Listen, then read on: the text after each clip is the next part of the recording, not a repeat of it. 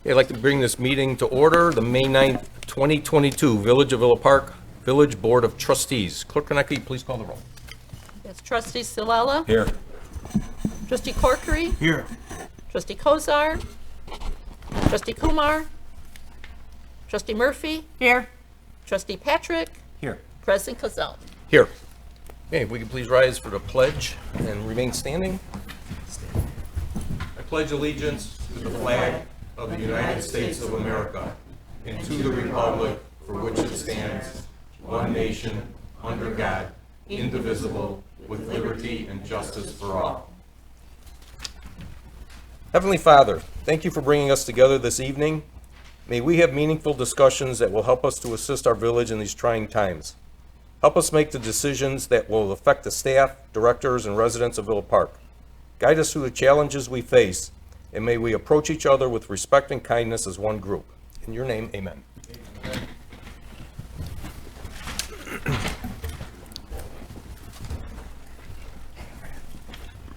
Okay, item 3, public comments on agenda items. Clerk Konecki, anyone signed up? I have no one on agenda items. Okay, do we have anyone that would like to speak on agenda items?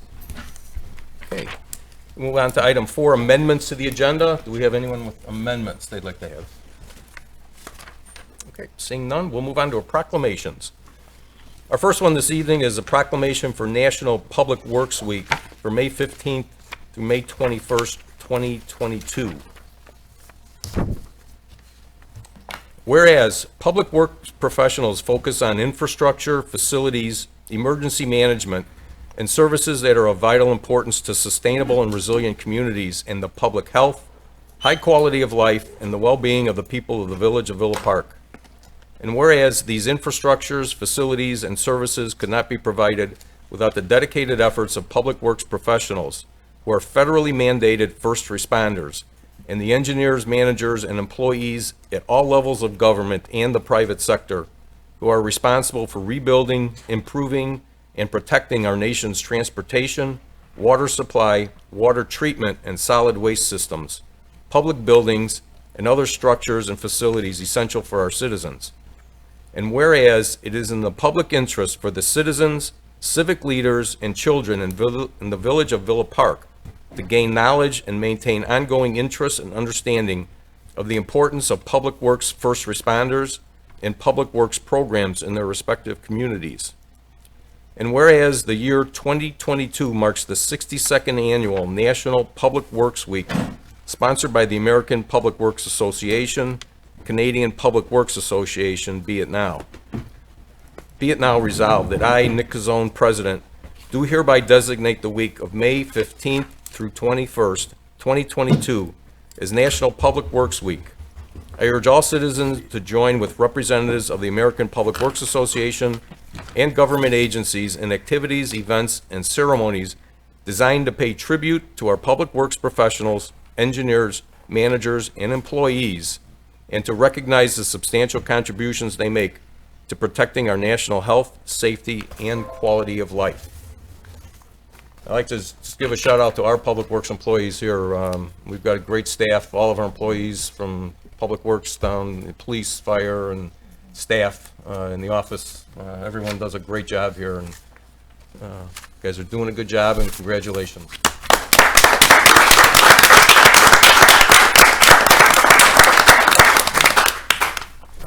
Okay, our second proclamation tonight is for National Boat Safety Week for the week of May 21st through the 27th. Whereas recreational boating continues to grow as a popular way for millions of Americans to relax with their friends and families, and whereas during the upcoming summer and vacation season, the Village of Villa Park residents will be taking to the water and enjoying time together boating, sailing, paddling, and fishing. And whereas the U.S. Coast Guard and its federal, state, and local safe boating partners encourage all boaters to explore and enjoy America's beautiful waterways responsibly.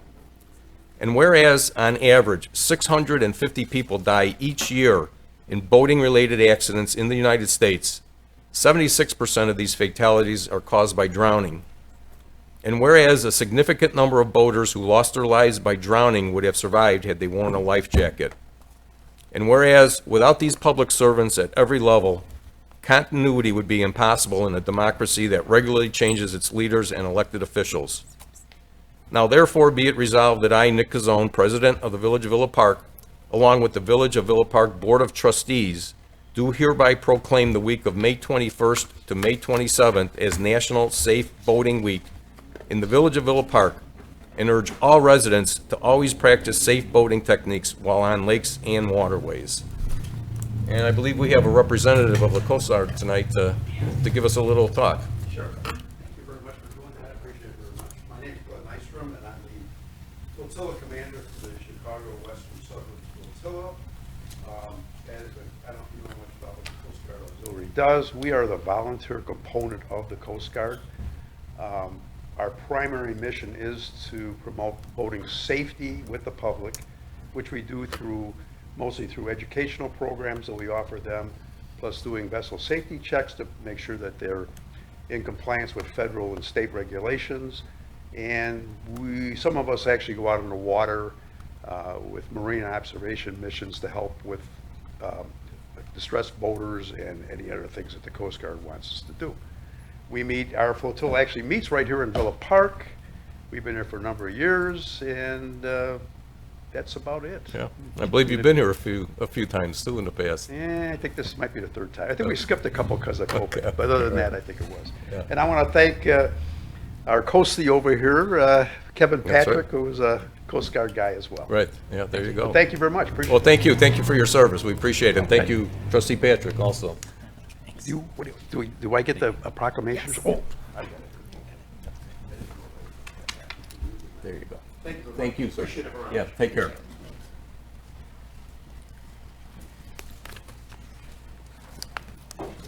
Okay, we'll move on to item 6A, is a presentation on the climate action plan for the Chicago region. And this evening, we have Edith Macra. She's the Director of Environmental Initiatives for the Metropolitan Mayor's Caucus.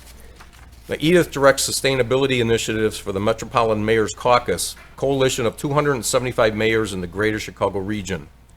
She leads the environment and energy committees to engage in important policy issues and fosters collaborations that advance clean energy, alternate fuels, and environmental stewardship. Edith developed the Greenest Region Compact, a consensus sustainability pledge. This pledge is now formally adopted by 107 Chicago area municipalities, forming the largest regional municipal sustainability collaborative in the U.S. She has extensive experience coordinating actions of local governments by providing technical and planning assistance and grants in state, city, and nonprofit positions. She's led a team of more than 30 organizations develop a consensus Illinois plan for response to the loss of trees from the invasive pest, the Elmo ash borer. Edith, thank you for being here.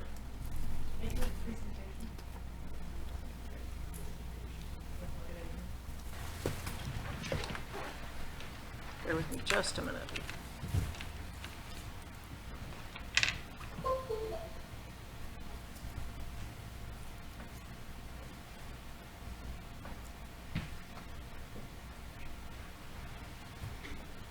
It's not my computer. I'm clumsy with this.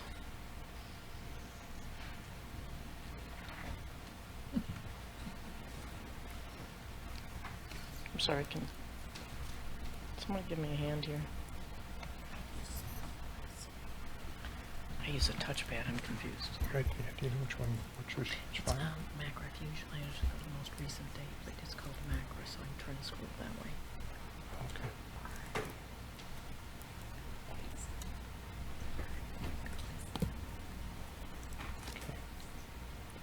This one, here. It should be McGrath, I should say Villa Park. Right there, this one. Down That's right. it.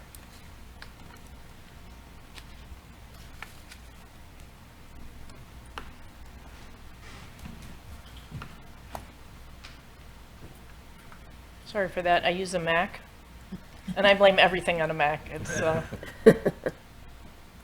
touchpad is different. Everything is different. So we should be good here. Okay. Sorry for the rough start there. Again, I'm Edith Macra. I'm with the Metropolitan Mayor's Caucus. Thank you so much for having me and for your attention to the issue of this climate action plan. Thank you to Robert for the invitation, and certainly thank the Village Board and Village President Cazone for your attention. The Metropolitan Mayor's Caucus, if you don't know us, we're a regional council of governments, a not-for-profit organization serving 275 municipalities in the greater Chicago region. And one of the things, as you were reading my bio, is that I've been with the Mayor's Caucus almost 10 years, and it's very important to be very inclusive of the communities that we serve across the region. And so this climate action plan was created with the intention of making climate action accessible, understandable, and approachable for communities of all size. So don't think you're too small for this. Can you hear me okay? Is the mic okay? Great. So the climate action plan, I'll try to be quick here in going through this. I'll go over just a little brief background and context for the climate action plan, the goals, targets, and objectives about it. I will probably just gloss over strategies in the interest of time, but we'll describe them, and then I'll talk about supporting the CAP and engaging with communities and your consideration of the endorsement.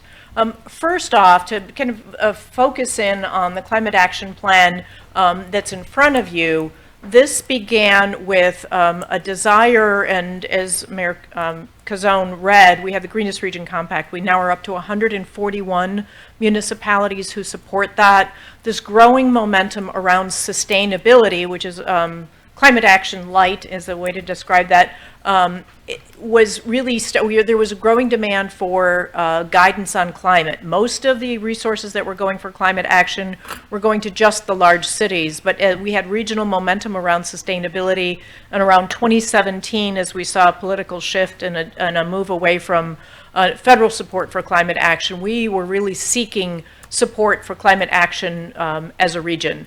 At the same time, the European Union was looking at the United States and hoping that there would be some momentum built on climate action from a city level, and then especially looking regionally. So the European Union funds an organization called the Global Covenant of Mayors for Climate and Energy, which, if you're looking at the map of the world, you'll see that the green dots represent cities, so there's some 10,000 cities around the world that support this global covenant of mayors for climate and energy format. And the yellow areas are the regions. And they thought regional climate action planning might be effective in the U.S., so they were seeking volunteers to work as pilot regions. We accepted this challenge in 2019. And did this mostly through the pandemic, but there were 4 regions in the U.S. that stepped up and participated in this pilot project to learn how climate action planning could be done on a regional level. I will say we were the 3rd and last region to finish. The 4th group in Denver was not able to finish. So it was really quite an honor on a global scale to be a part of this planning process. We immediately brought the planning process to the stakeholders in the region. We were very grateful to partner with NOAA, the National Oceanic and Atmospheric Administration, that has expertise in climate adaptation planning, is where their real strengths are. We also partnered with the Chicago Metropolitan Agency for Planning and many other academic institutions, as well as stakeholders at the municipal level. So we had 175 organizations work with us. 53 of them were municipalities. We did extensive research looking at all the sustainability and climate action plans we could find both locally and globally. Just so you know, there's only 3 previous climate action plans in the Chicago region at the municipal scale. So this was very much stretching and looking beyond our region. The region, it's called a regional climate action plan because it's based on regional data. And so on the left, you see a very simplified pie chart representing the greenhouse gas emissions in the area. That's based on a regional greenhouse gas inventory. And the reason for looking at that data, and as well as the risk and vulnerability, is to be able to make some assumptions about the region's emissions, and to be able to extrapolate how those actions might work at a local municipal scale. At a very high level summary, the greenhouse gas emissions, most of our emissions, 69%, come from stationary energy, which means buildings and generation of power. That is atypical on a national level. It's transportation that leads. But in our region, because of our climate and because we actually have a very good transit system, the buildings are higher, buildings and power generation. That's split between natural gas and electricity, and then transportation is about 29%, and waste and the movement of water, both wastewater and water, is only about 3%. The other piece of the regional assessment is climate risk and vulnerability, and that has to do with the impacts from climate change. We've got great demonstration of it in the last week or two here in terms of what the region will be seeing with fluctuations in temperature, with anticipated extreme heat, and then uneven precipitation is primarily the risk that we'll be managing. And to another degree, or the second tier threat, would be drought. But those are the regional threats, and we had assessment both done scientifically as well as through the workshops and the input to assess perceptions of climate risk and vulnerability. The plan, then, the completed plan, and if you look at the diagram just for a minute there, CO2 emissions, that squiggly line on the left, are rising. The center line there is meant to indicate 2021, the time of the plan, and then you'll see that that rising, peaks at some point, but that gray line off to the right means that the greenhouse gas emissions will not disappear once we stop emitting them. So we don't have a lot of time, and we don't get immediate results from the reductions in emissions that we do. So that's why climate adaptation is very, very critical. So the plan is comprised of the mitigation portion, reducing greenhouse gas emissions immediately, adapting to climate change impacts over time, and the plan itself is rooted in equity, because those that are most vulnerable will be hurt first and worst by climate impacts, and this is true locally as well as globally, but that climate action to address both mitigation and to adapt really gives us an opportunity to try to balance out some of the historic inequities in our society with proper investment and focusing attention and resources.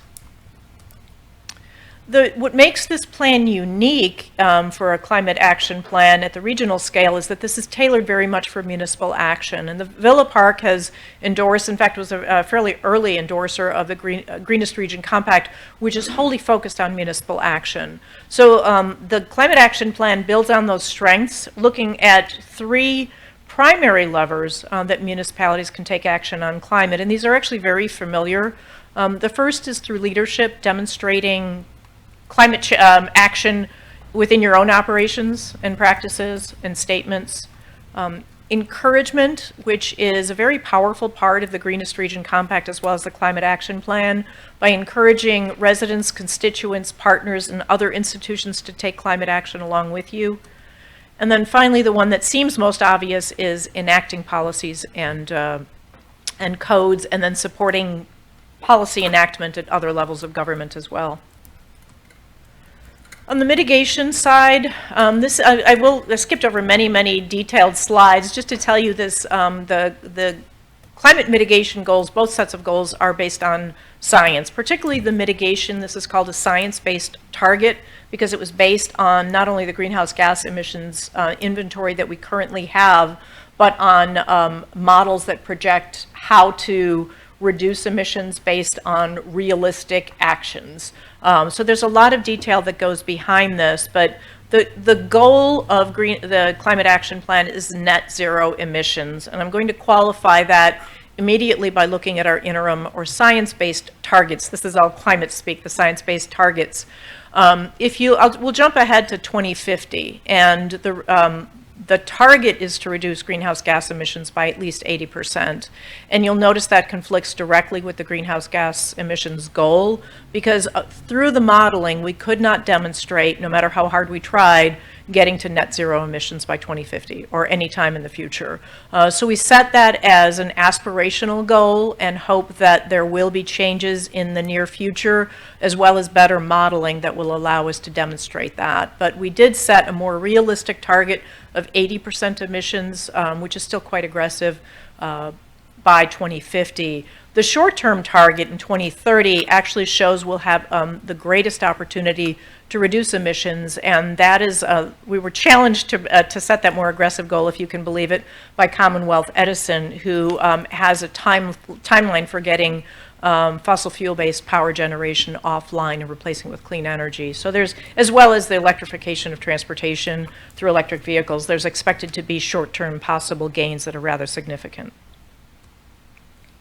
There were 8 major objectives that we created looking at strategies that were doable. We very much relied on the Greenest Region Compact, and I won't spend time going over them, but they are tied to that modeling. There is basically decarbonize energy sources, and there's 3 related to buildings that have to do with policies, with cleaner fuels for powering both power generation and powering buildings. I will say, kind of spoiler alert, one of the things that's very powerful for municipalities to do is number 4, implement clean energy policies. So anything having to do with building codes, will provide plenty of guidance with this as time goes on, but the National Renewable Energy Lab has identified this as one of the most impactful ways local governments can impact climate. And then there's a lot of excitement around 5 and 6 related to more sustainable transportation. And again, spoiler alert here, the best strategies are related to getting out of cars and using public transportation, biking and walking, as well as electrification. And then there are strategies there. Number 8, sustain ecosystems to sequester carbon. Again, more climate speak for what they call nature-based solutions, but looking at Villa Park, the Garden Village, this is something that you should know how to do pretty well in terms of managing natural resources. Adaptation. This one, I will admit, a little trepidation when I first started to put this plan together, because I felt like this was not an area that we had addressed very well in the Greenest Region Compact, but with NOAA's help, I found most of the strategies around adaptation to be very familiar, dealing with the strengths of municipalities. So this isn't as intimidating as I thought, relies very much on the public works professionals that were recognized in the earlier agenda item. The Climate Action Plan arranges the climate threats. You'll see 3 related to stormwater and flooding, the increased precipitation, around the resources or assets that we expect to be affected, which is why you'll see flooding in homes, flooding in transportation, flooding in infrastructure. The next 2 are actually related to heat, and the last, the air quality, flooding, and public health is actually the intertwining of heat, flooding, and standards of living having to do with housing stock and public health. And then the last one, as I mentioned, is also important, is drought and water supply. You might know our neighbors in Joliet are facing a very short-term loss of water supply. And the climate adaptation goals, this was a little bit easier. We didn't use climate modeling here, but we are looking for a long-term goal of persistent, equitable climate adaptation with interim targets that relate to the climate resilience governance, kind of the same strategy of looking internally first at your own policies and procedures, and by 2040 collaborating across jurisdictions, and then finally looking to cohesive, resilient communities in 2050. I'm only showing 1 page from the climate adaptation, or the climate plan details. The plan is 124 pages, but if you've looked at the Greenest Region Compact, this part of the climate action plan should look very familiar. So this is set up as a very navigable spreadsheet, and this is just 1 page from there to collaborate and build capacity for more resilient communities. This is a page from the adaptation.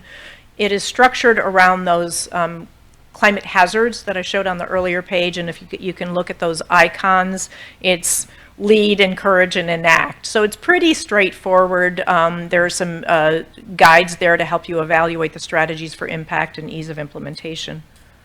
A lot of details in the plan. And then just to conclude, the resolution endorsing the Climate Action Plan really seeks, in the same way that we did the Greenest Region Compact, which laid out a set of goals and offered strategies. We're simply looking for support on the goals and objectives to say that the Village Board is behind the work that was done on this, and that you think the goals are worth achieving, and that you agree to work on them in your own community and collaboration across the region. And so that's really the The stage that we're at right now, in case you were going to ask, we have 33 communities that have endorsed the Climate Action Plan. We do have one county, the Metropolitan Water Reclamation District, also endorsed the plan. So we do have growing support for the Climate Action Plan. We would appreciate your consideration of the resolution.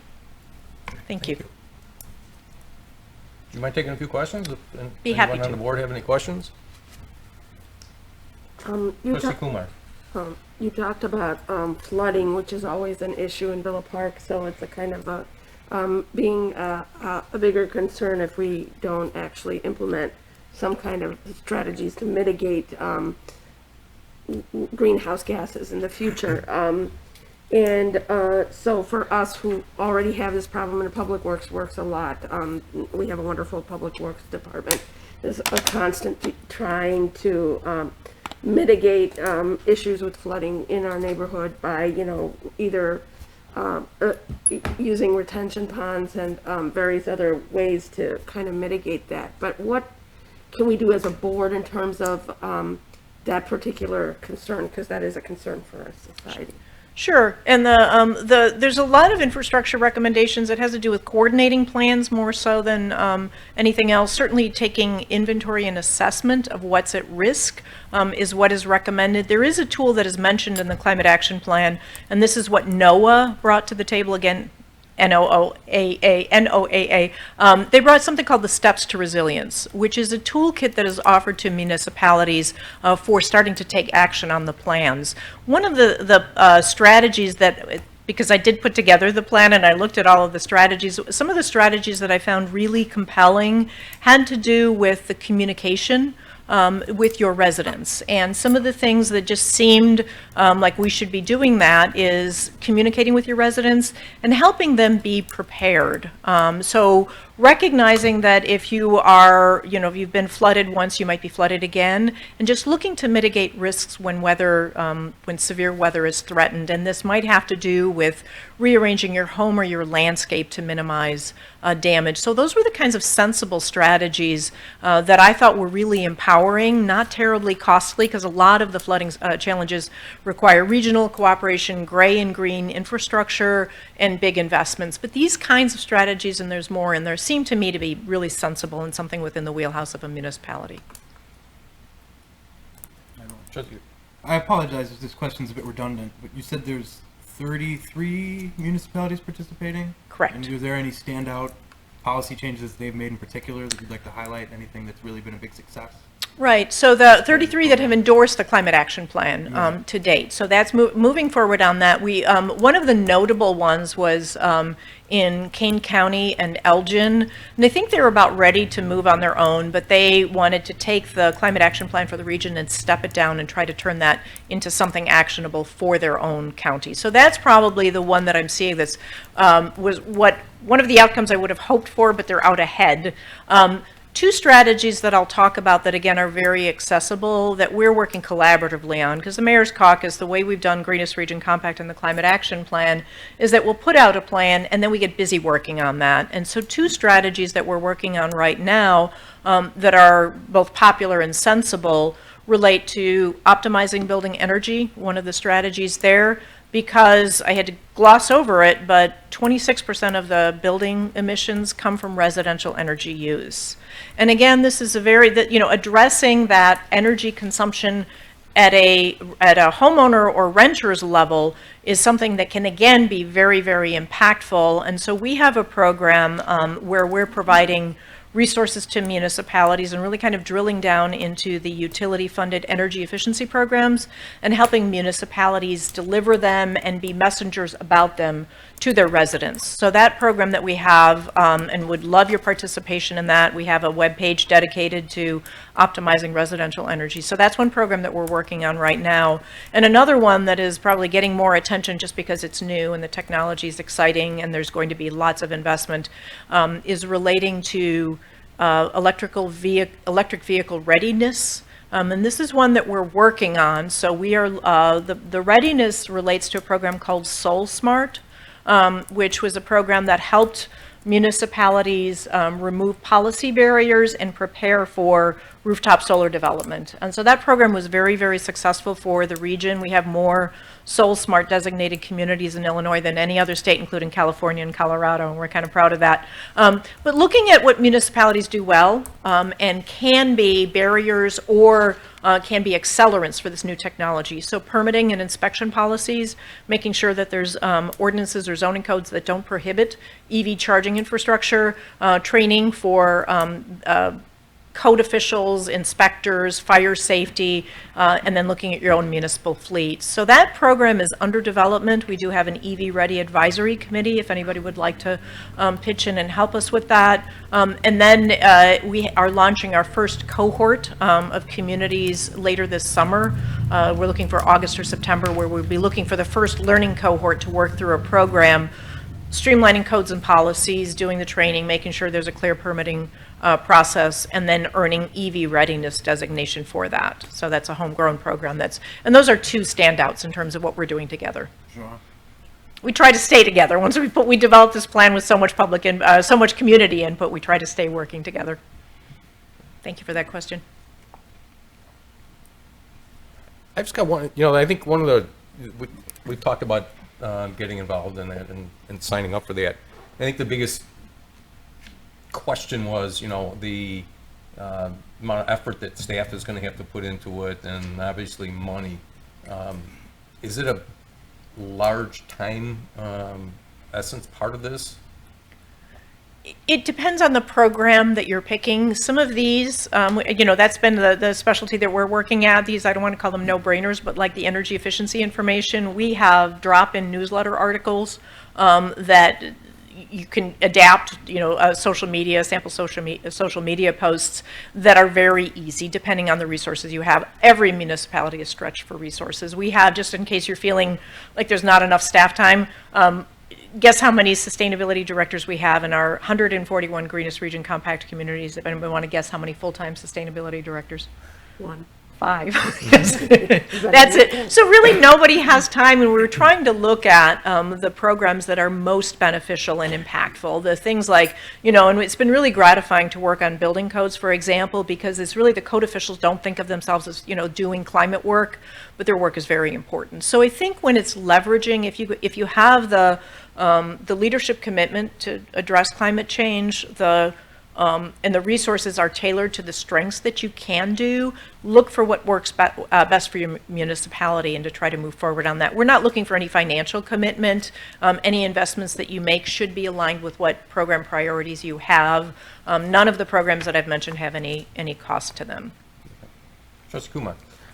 Or kind of that same line, for the building codes, is there a set of really, one or two things, slow progress may get us there. So it may be one or two building codes that we first address and then we go on to address more and more. Is there a kind of a work list of top priority down to not as important that you guys could probably send our way at one point? Sure. And I'll just say, so again, learning what could be effective, and I won't get all wonky on codes, but we found out as maybe 3 years ago that Illinois International Codes Council, sets the codes, and they have a process for setting the codes at an international level. The state adopts it, and then municipalities adopt that code. There was an opportunity a couple of years ago for municipalities to vote on codes and to vote for more efficiency. And so we'd never really been involved in that process before, and so activating that process, those kinds of things that we didn't know about.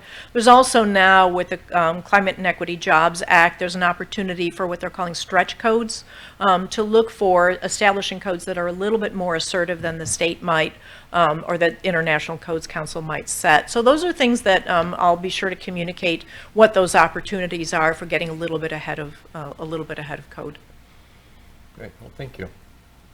Trustee Patrick. Thank you. I would just like to comment. I think it's important to know that looking at the plan, you talk about your goals being aggressive, and even though that they might be aggressive, even if a municipality at our level doesn't reach that goal, simply by making a small impact will have benefits for years to come. We might not be able to reach that 50% emissions by 2030, But if we could knock 10% off of that, it's even going to be much beneficial for the long run. And outlining some of the issues at the municipality level, flooding, drought, all of that stuff, even a small impact will help affect some of those and alleviate some of those concerns. So I am supportive of this 100%. Another comment, I'd like to say thank you for coming in and presenting for us. I would also be very supportive of Villa Park showing some support for this initiative. I realize that the topic of climate change and dealing with it can be very daunting, but it's something we have to do someday, and it only gets more expensive and difficult every day that we wait. So thank you for taking the time to come in. Thank you. I really appreciate your answering questions so carefully for us, and coming in and giving us this talk. And of course, I'm 100% on board with supporting this particular initiative. Anything we can do to make the world a better place in the future is what we should be looking for. Thank you for your interest and enthusiasm. I appreciate that. Great, thank you. Thank you, Edith, for being here tonight. Appreciate it. Thank you for your help. Oh, yeah. Okay. That will move on to item 7A, the minutes from the April 25th, 2022 Village Board meeting, April 26th, 2022 Special Village Board meeting, and the April 27th, 2022 Special Board meeting, and bill listings for the weeks of April 25th, 2022, and May 2nd, 2022, in the total amount of $1,094,828.23. Do we have a motion for this? Trustee Kumar? I will make that motion. Second? Trustee Murphy? Okay, any questions or comments? Okay, seeing none, Clerk Kornecki, please. Trustee Corkery? Yes. Trustee Patrick? Yes. Trustee Salello? Yes. Trustee Kozar? Yes. Trustee Kumar? Yes. Trustee Murphy? Yes. President Kazal? Yes. Item 8A is a resolution to approve and authorize the execution of a standard form of agreement between owner and architect by and between the Village of Villa Park and Williams Architects for the Lions Park Recreation Center. Assistant Director. All right. Assistant Manager, I'm sorry. On March 14, 2022, the Village Board approved the letter of proposed agreement prepared by Williams Architects of Itasca, Illinois, to provide certain professional, architectural, and engineering services in amount not to exceed $1,378,080 in connection with the design, development, construction, documents, permitting, bidding, negotiations, and construction administration of the Lions Park Recreation Center project. The letter of proposed agreement contemplates the preparation and approval of a formalized AIA standard form of agreement. The proposed resolution authorizes the formalized AIA standard form of agreement with Williams Architects as contemplated to provide certain professional architectural and engineering services for the Lions Park Recreation Center project. Thank you. Okay, we have a motion. Trustee Patrick? Mr. President, I'd like to make that motion. Okay, do we have a second? I'll second. Trustee Corkery? Okay, we do have a revised agreement that was handed out to all of the trustees, and our attorney, Melissa Wolf, has been working on this, so I'm going to turn it over to her right now to discuss this. Thank you so much, Mayor. Yes, the agreement that you have before you, as Assistant Administrator McVeigh has explained, is a standard form AIA agreement. That is a standard agreement for this project with the architect that's also serving as an engineer on the project, and it's consistent with industry standards. Revisions have been made to this agreement to conform to the specific project, and also certain interests of the village as being a public body. Additional revisions have been made after I had an opportunity to coordinate with Trustee Kozar after he reviewed the agreement, and clarifications regarding the expectations of the architect under the agreement are included in these revisions. You've got a redlined agreement in front of you that identifies the changes that were made after my discussions with Trustee Kozar. And it basically clarifies the expectations of the architect and the services to be provided under the agreement, so that there's no question as to what work should be done and what services may be additional services, and if there are costs associated with those services. I recommend the changes that are included in here. From a general overview of the agreement, this agreement is consistent with the letter of the proposed agreement that was approved by this board.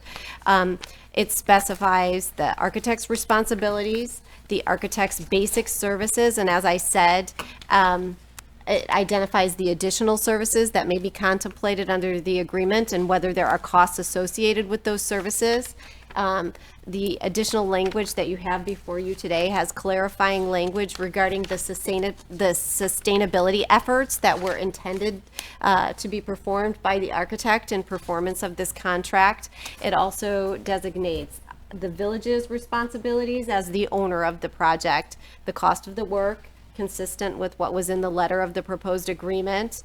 It provides information regarding the documentation that's created for the project, and that the village is the owner of that documentation for the work.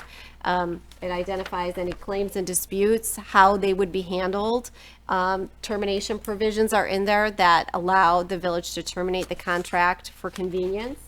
And also identifies the ability of the village to utilize the work and the documents that were created by the architect for a fee, up to a work effort fee that up to a maximum of $25,000 if the village would terminate the contract but still like to use the work that was created by the architect. It has other special terms and conditions regarding insurance requirements and things that are standard in agreements, and everything is has been approved and is consistent with agreements of this nature in accordance with industry standards. I'm happy to answer any questions if you have any questions regarding the specific terms of the agreement. Just on Trustee this, Kumar. given we have our climate action plan people here, sustainability is part of that, obviously. So we're getting a new building, and we would want to assess that right away. What were the changes made with regards to sustainability? Yeah, so it's my understanding that the architect had presented himself as an expert in that area, and basically anticipated utilization of his knowledge in order to maximize the sustainability of this project.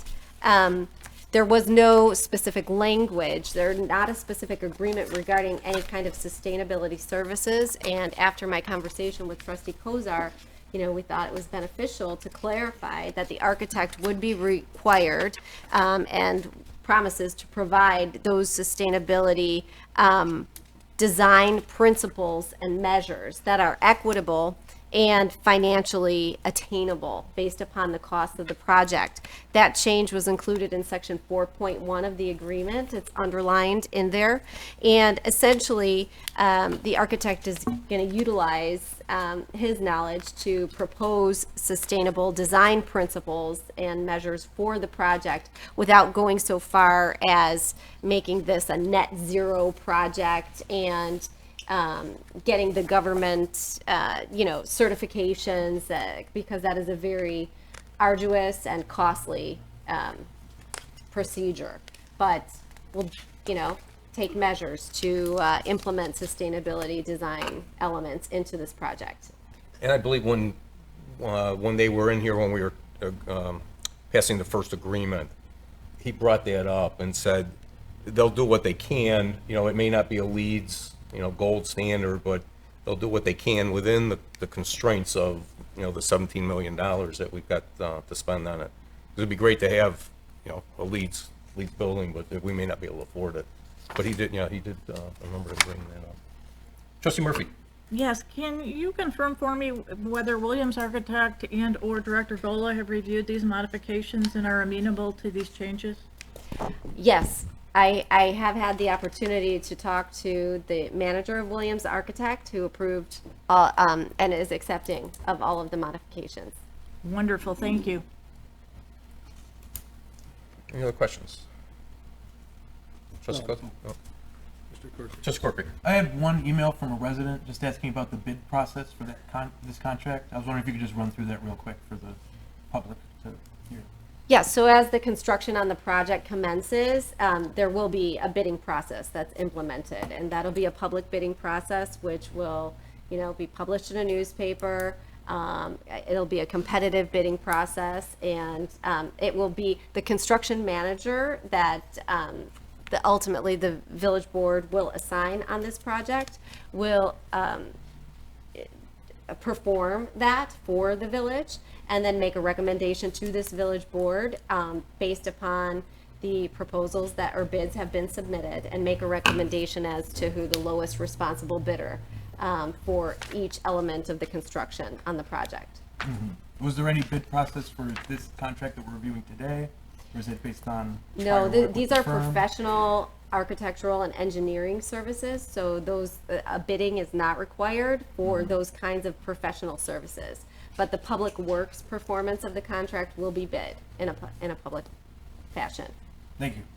Sure. Trustee Kozak? I just actually want to compliment Attorney Wolf.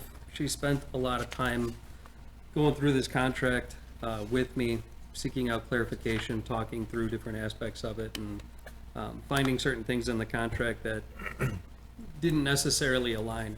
So I think we have a better contract than we did last meeting, and I think that the small delay and the ability to really dig into it is going to be beneficial for all of us in town and getting through this project. So thank you for that. Our next, assuming that we vote on this and pass it, our next big challenge is going to be to find that construction manager. And I would like to have some time amongst the board to talk about how we're going to go about finding that construction manager, compensation of that construction manager, and what's going to be expected. Because that construction manager is going to really be front and center in this whole project. So it's very important, and I just wanted to bring that on everybody's radar. It's not part of this contract, and it's something that is crucial to what we're doing. So the way that the contract sits right now, I'm good with voting to approve it. Anyone else? Any other comments, questions? Okay, Clerk Kornecki? Okay, Trustee Kumar, Yes. Trustee Salella, Yes. Trustee Murphy, Yes. Trustee Patrick, Yes. Trustee Corkery, Yes. Trustee Kozar, Yes. President Kazone. Yes. So with that, we'll get going on our construction, hopefully, or at least our architectural work. Okay, item 9, public comments on non-agenda items. We have anyone signed up? Yes, we do. First one is Stuart Bledsoe regarding the road referendum. Stuart Bledsoe, 310 South Monterey. On the April 11th meeting, I asked the interim manager if anybody had been assigned to update and revise this original road referendum schedule, and he said he'd look into it. Since he isn't here tonight, is there anybody here tonight that does know the answer?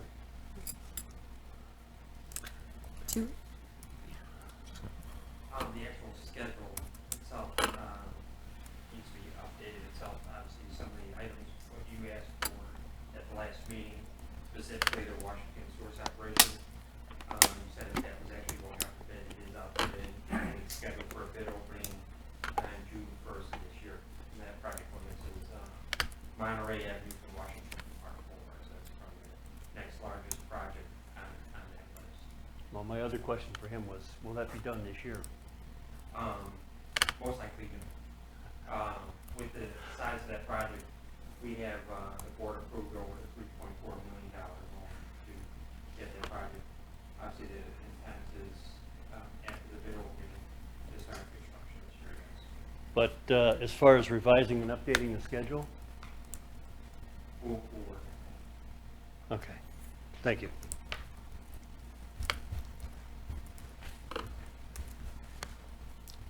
Clerk Kornecki? Yes, we have also Joe Amore. Went up with the spring sweep, and I think one other item after that. I'd like to defer to Robert Wagner about the spring sweep, so he's the chair of the environmental concern and can speak much more in detail on that. But this is, I am Joel Morey, 309 East Maple Street in Villa Park. I'm here tonight on behalf of my neighbors on Maple that live between Summit and Illinois.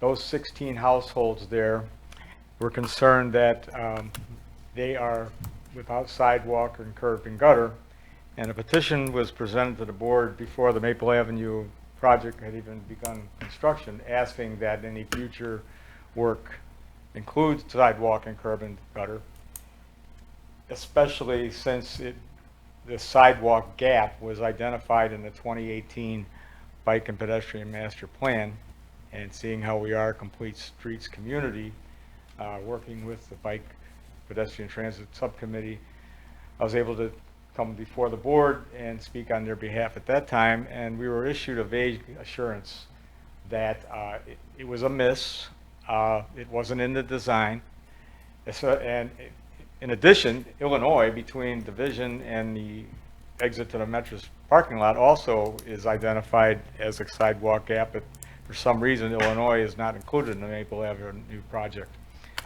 So their concerns were the fact that the width of the street on Maple between Summit and Illinois is narrower than Maple between Summit and Villa. Besides having wanting sidewalks, curb and gutter, and take any steps necessary to preserve any mature parkway trees.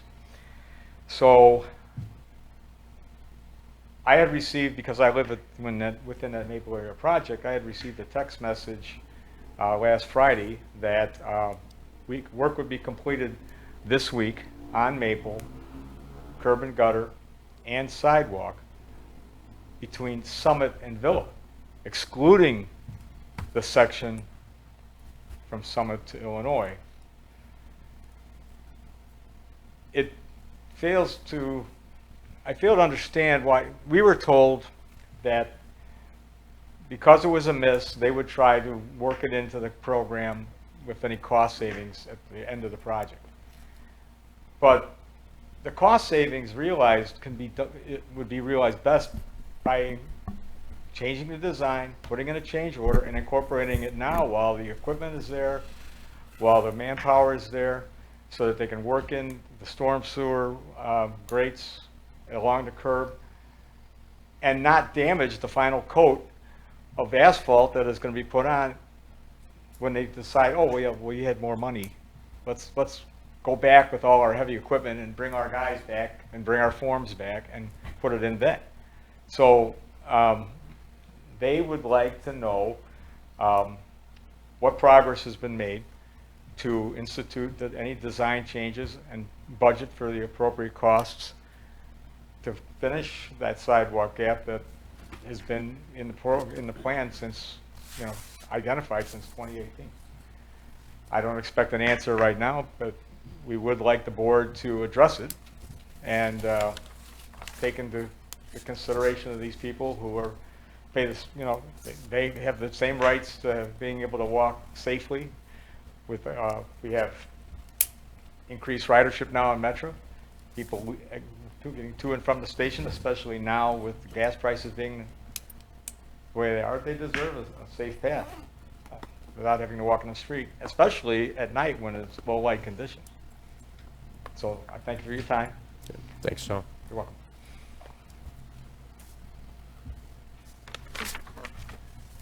You want to address that at all, Rich? Sure.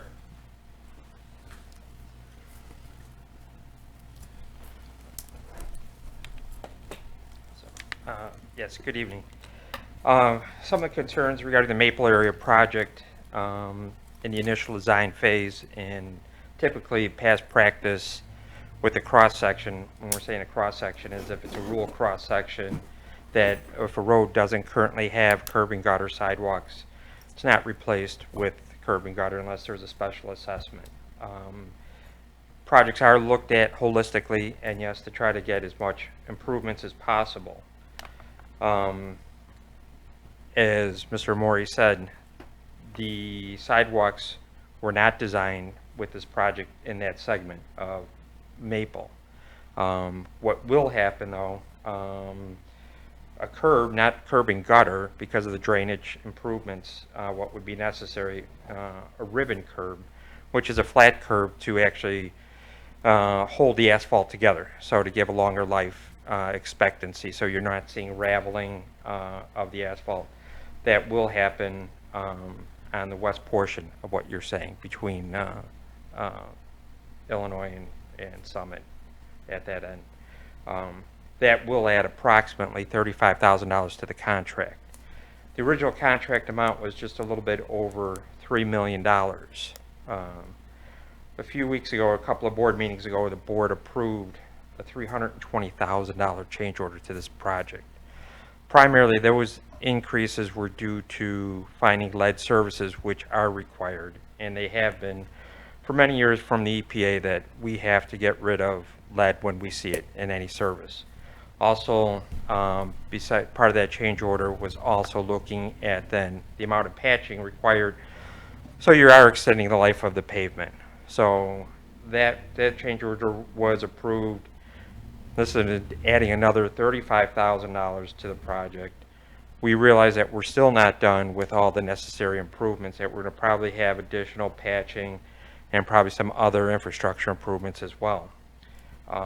Looking at to add curb and gutter, sidewalk, and then the necessary items to install those items, that would add over another $250,000 to the project of this size, even for those 16 homes. So unfortunately, obviously, trying to be fiscally responsible as possible, the village and staff, that's part of the reason why then the sidewalks are not proposed at this time. At a future date, a standalone project, that has happened in the past. For instance, North and North Avenue, the village received some grant funding, and all those gaps were filled at that time. So unfortunately, that section will not be able to get sidewalks at this time. So, Is it possible to look into grants for that? in the future, absolutely, to see standalone projects, absolutely. The village does continue to look at that. Trustee Kumar. Yeah, the ribbon curb you're putting in, are we gonna have to change anything if we put in a sidewalk alone? Or do you have to have curb, gutter, and sidewalk together? That's, you know. The cross-section would be looked at that time. I mean, right now, the ribbon curb is the best alternative to keep the road and the System. drainage as it is. The problem with adding sidewalks, it's not just simply the cost of the sidewalk, because the topography or the grade of the land, you want to make sure that you're not blocking drainage. You're not blocking either drainage on residents' homes, causing street flooding. So that's why the change would have to be done at that time.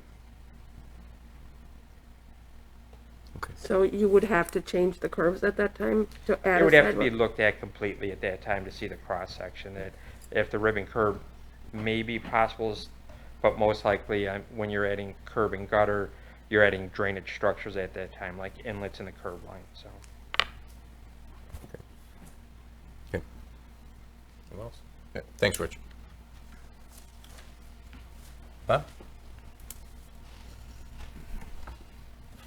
Thank you. Bob Wagner, 114 West Monroe. I'm here as a member of the Spring Sweep Planning Committee. And Spring Sweep, of course, is a collaboration with the Community Focus on Unifying Neighbors Commission and the Environmental Concerns Commission. And our efforts this year were led by Assistant Village Manager Susan McVeigh. And of course, I want to recognize Deputy Director Salerno, because from year one, he has been instrumental in helping us plan this big event. So the event, of course, Spring Sweep will be on Saturday, May 21st from 9 a.m. to noon, and we will have all the groups that we had in the past, Working Bikes, Simple Recycling, Lakeshore Recycling Systems, which is the successor to Roy Strom, and they'll of course will be paper shredding, and of course there will be electronics collection, Tri-Town YMCA, A new one this year is DART. DART will be collecting large blocks of polystyrene. So I know lots of folks may be holding on to that in hopes of getting rid of it, and DART will have a large trailer here for us to collect that. Flat Can, I guess there was some issue with Flat Can. They're collecting propane tanks as well. Scarce will be collecting books and other items. The Lions Club has a whole list of things: used eyeglasses, hearing aids, ink cartridges, cell phones, etc. We will have Earth Paint collecting latex and oil paint. VFW will be collecting distressed and torn flags. PA Crimson will be collecting discharged fire extinguishers, interstate battery, and of course, we will have document shredding, which is subsidized by our agreement with now Lakeshore Recycling.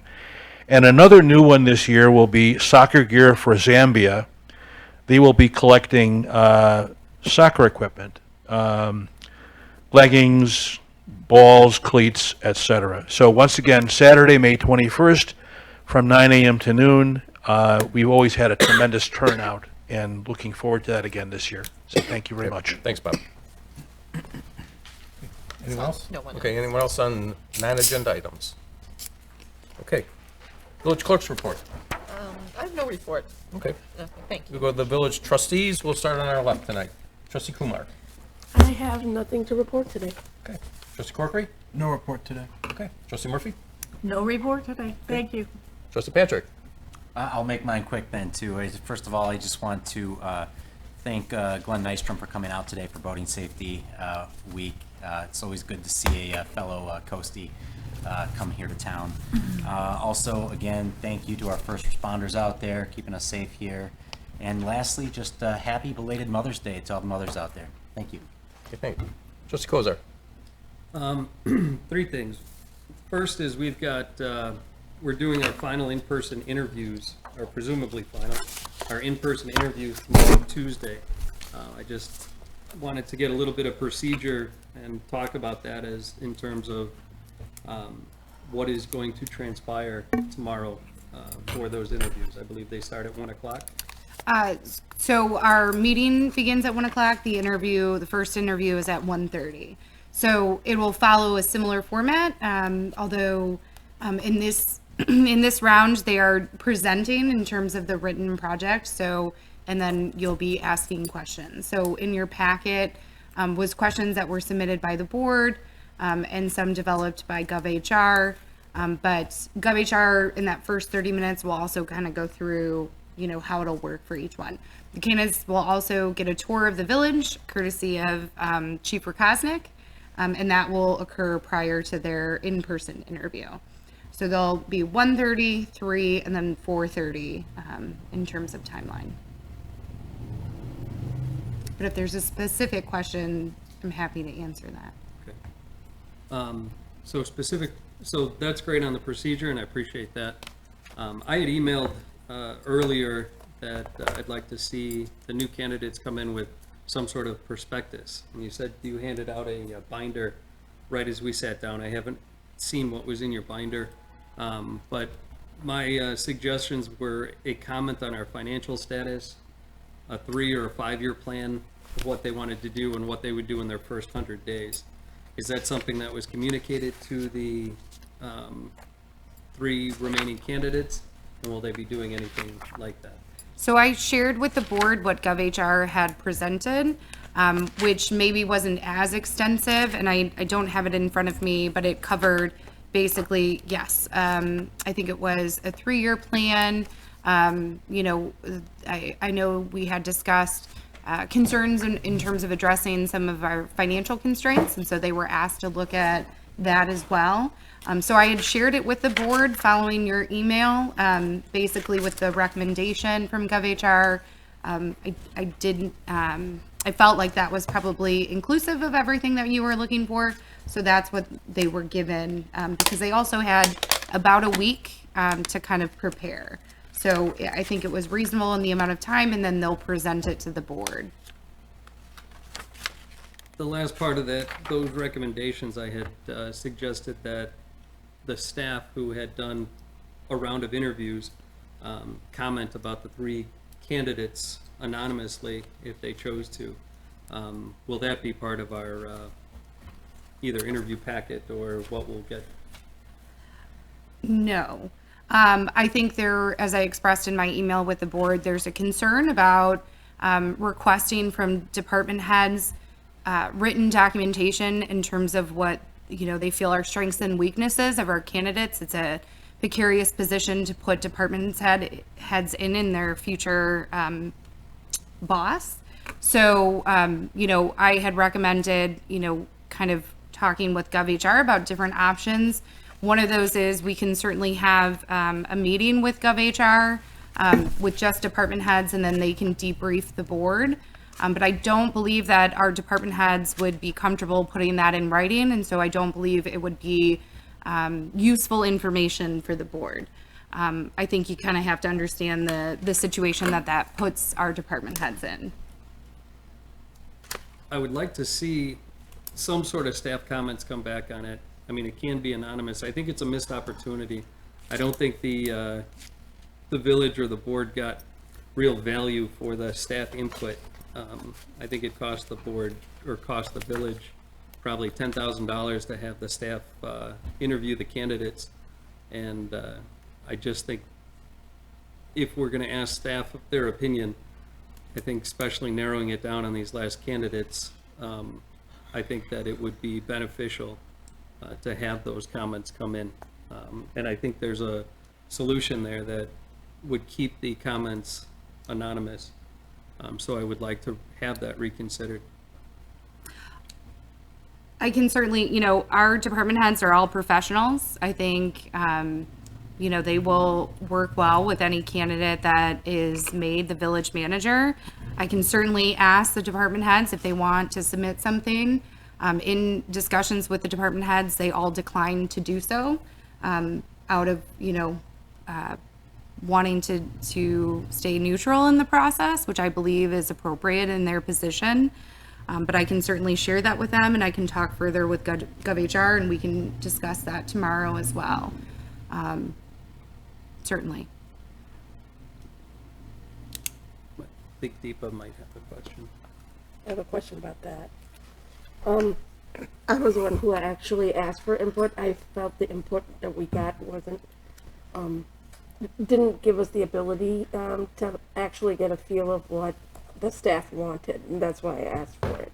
And so we have really, it's two pieces of the puzzle are very clear, and one piece of the puzzle I feel which is very important, given that the department heads are the ones that are going to work daily, day in, day out with the person we hire, what their top choices are, or what they feel, because they are the ones going to work day in and day out. And even though the board has an agenda, it's a day in and day out question. So that input wasn't, at least statistically, very viable, what we got, which makes it hard to discern between whatever the three candidates we have, at least from the point of view of staff. Now, a debrief, if that's the way you want to do it, because you want to keep it as anonymous as possible, that also would work for us. We need some kind of input, I feel, that's proper from the staff. You took a lot of effort, and we didn't get much in terms of value for that effort taken by staff, which I think is actually unfair, to be honest. So, I thought we had the comments that we got from staff was pretty wide ranging. I think the information that we got was good enough to get the feelings of where staff was on each candidate. And after talking with I keep wanting to call you director, Assistant Manager McVeigh, in her speaking with staff, I don't think we would get much valuable information, because I think they're hesitant on putting anything down in writing, and even if a debrief with GovHR, I just don't think we would get true comments from them. That's my feeling. And like I say, I think we got a lot of information as it goes. The statistical analysis was very poorly done. I mean, I said it that day, I can't explain it more. I can go on to the details of, why it wasn't well done, but that's what I base my knowledge of each of the persons on, right? I expect, to know what they're feeling. And that just wasn't well done. I mean, there was no Likert scale that was employed. It should have been a 0 to 10 scale, so we knew how people felt. It's just not well done. It's the truth, and I'm not sure how other people read those, but as a statistician, it's very concerning to me that we didn't get good input. But we can make our decision by ourselves without the true staff input. That's fine with me. It's just I feel kind of sad doing that. Manager McVeigh will talk to staff and then see if they're willing to do that. Yeah, I mean, a debrief saying, okay, this is the top, between all of them, so we don't know who. It's fine. I can I mean, I can add to that if you want. Yeah, sure, go ahead. Okay. Yeah, so we can talk to GovHR. I mean, tomorrow is your second round interview, so certainly if the board does not come to a decision and you want additional input, I mean, at this point, it would be challenging to add that because I think you want to keep the process moving, but we certainly can. I think our department heads all communicated that they found, the process valuable. I don't think GovHR was intending to do a statistical analysis of the candidates. I think they were trying to provide some feedback, which I think, was representative in terms of the last 3 candidates that the departments chose or the board chose. I think whenever you're interviewing, somebody is going to interview differently across 3 groups. So, our perception department heads might be very different than how that person interviewed with the board, but ultimately the decision is with the board. But I think everybody valued being a part of that process, and I think our feedback was represented in the candidates that the board chose. Okay, Trustee Solella. Just one quick note. If you're looking for something to do during Tuesday nights for the month of May, our local VFW is hosting a cruise night for lovers of classic cars, hot rods, things of that nature. You can bring your car down. There's no admission charge. Show off what you've got. There's people out there that like to view them and see them and talk to you. There's food available and drinks. So that's Tuesday night, 5 through 8 p.m. VFW right here, St. Charles Road. Okay, thank you. Okay, I've just got a couple things tonight. I know we've talked about the grade crossing, the Union Pacific at Villa, and we've given dates, and then they've been changed. Well, Director Salerno just got an email that they are not going to do the work this year. It'll be pushed off to next year. So, unfortunately, that grade crossing will have to wait another year to get fixed. Does anybody address the Canadian National Crossing on ads? Because there's been a lot of complaints on that. Next one. They are Canadian National, the grade crossing at Addison Road is going to be performed on Friday, May 27th on the northbound lane. So staff, Public Works is going to work with them, with their crew for lane closures and traffic control there. So that, which is the worst part, I think that northbound is pretty bad. So they're going to take care of that Friday, May 27th. The southbound lane, they will probably do in conjunction with IDOT. Is that correct, Rich? Yes, Yeah. that is correct. Incorrect. With Canadian National. Yeah, so Canadian National will work with IDOT on that one. There's no time frame on the southbound yet. And with that, we will go to the village manager's report. Well, we already covered spring sweep in our special meeting tomorrow, so I think I'm covered. Okay, all right, sounds good. Item 14 is executive session. I know the Trustee Kozar had requested putting that on the agenda after questions have been asked and answered today. I don't know if we need to. No, I don't think so. Okay. My suggestion was just to have it on there in case we were still working on contract issues or interview issues or anything that, Okay. such as that. Okay. I know that we don't have to have it on the agenda because the The law allows us at any point to go into executive session, but there's been confusion over the last year that I've been on the board when we have broken into executive session with people not objecting to us going into executive session, including board members if it's not on the agenda, so. Okay. It's a good thing to see there. Okay. Okay, with that, we'll go to adjournment. We have a motion to adjourn. Trustee Patrick. Mr. President, I'd like to make that motion. Okay, do we have a second? Trustee Kozar. I'll make that motion, Okay. yes. A second, and all in favor? Aye. Okay, and our next meeting will be 2 weeks from tonight, May 23rd. Enjoy the summer weather that's here now.